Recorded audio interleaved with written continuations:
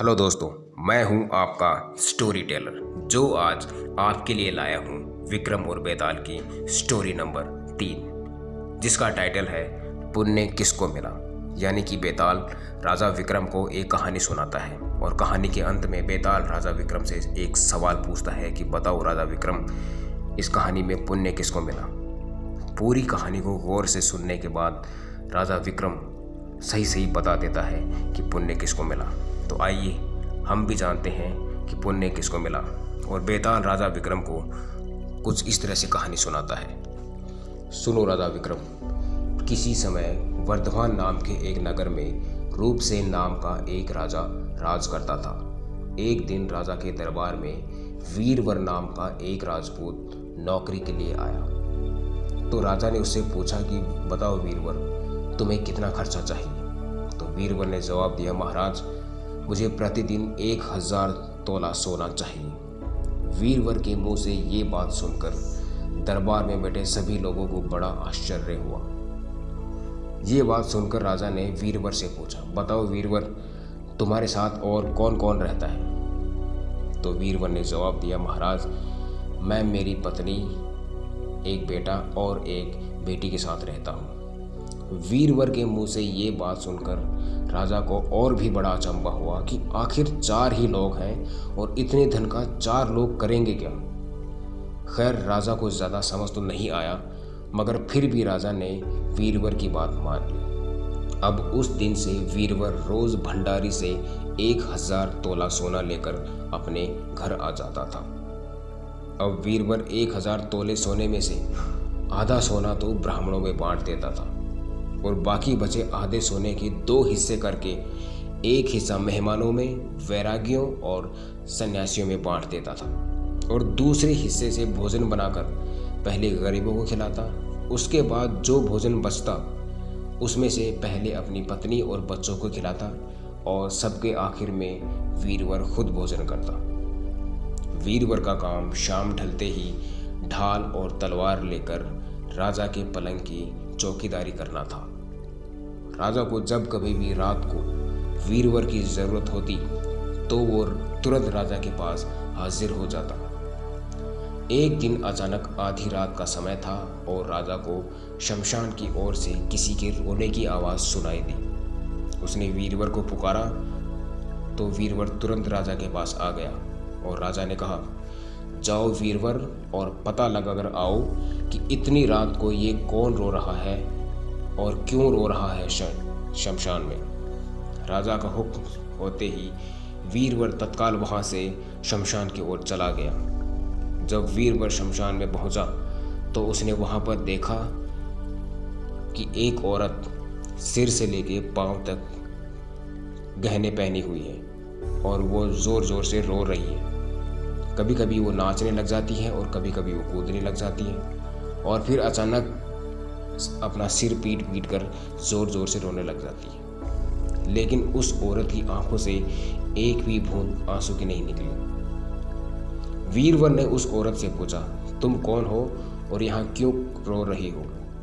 उस औरत ने जवाब दिया कि मैं राजलक्ष्मी हूँ और रोती इसलिए हूँ कि राजा विक्रम के घर में खोटे काम होते हैं, इसलिए वहाँ दरिद्रता का डेरा पड़ने वाला है।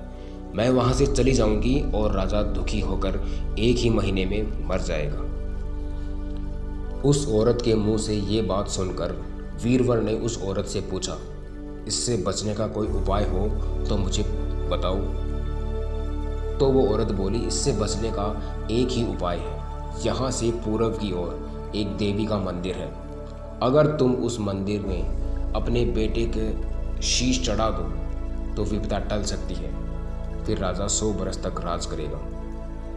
उस औरत की इतनी बात सुनकर वीरवर वहां से अपने घर पर आ गया और अपनी पत्नी को जगाकर सारी बात बता दी।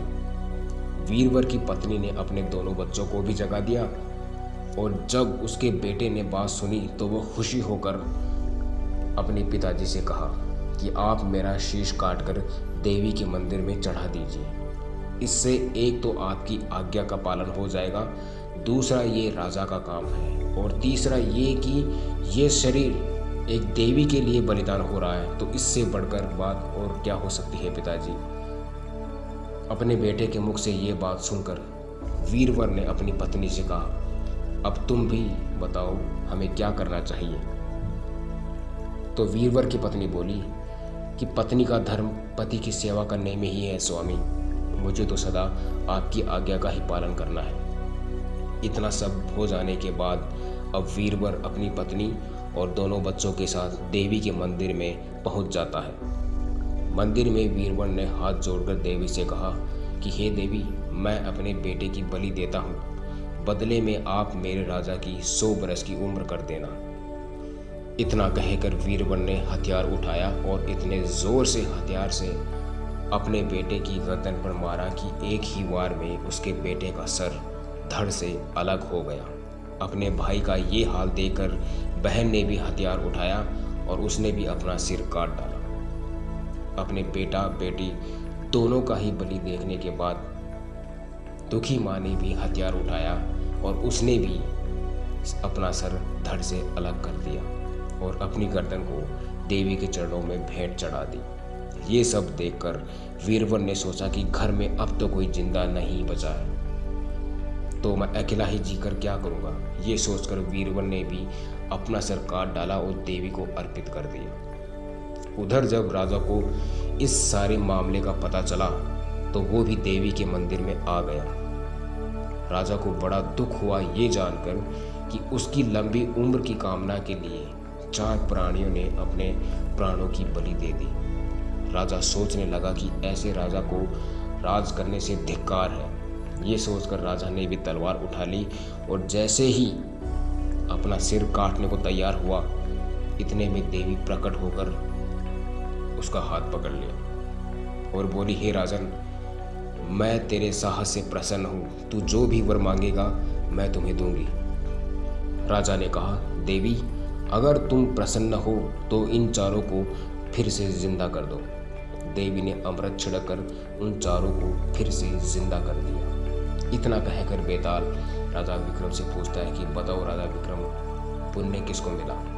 राजा विक्रम बोला, राजा को। बेताल ने पूछा कि वो कैसे राजा विक्रम।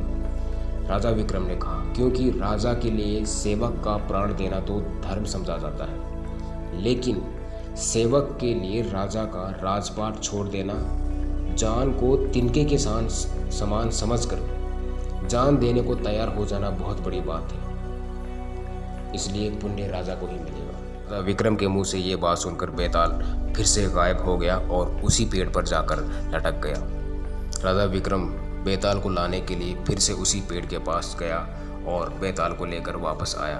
तो बेताल ने राजा विक्रम से कहा कि सुनो राजा विक्रम, मैं तेरे साथ चल चलूँगा, मगर मेरी एक शर्त है।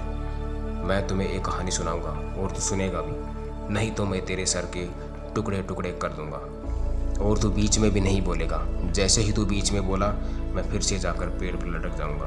बोलो, शर्त मंजूर है? राजा विक्रम ने कहा कि मुझे शर्त मंजूर है, आप कहानी सुनाइए। इतना सुनकर बेताल राजा विक्रम को चौथी कहानी सुनाना शुरू कर देता है, जो हम अगली बार सुनेंगे। धन्यवाद।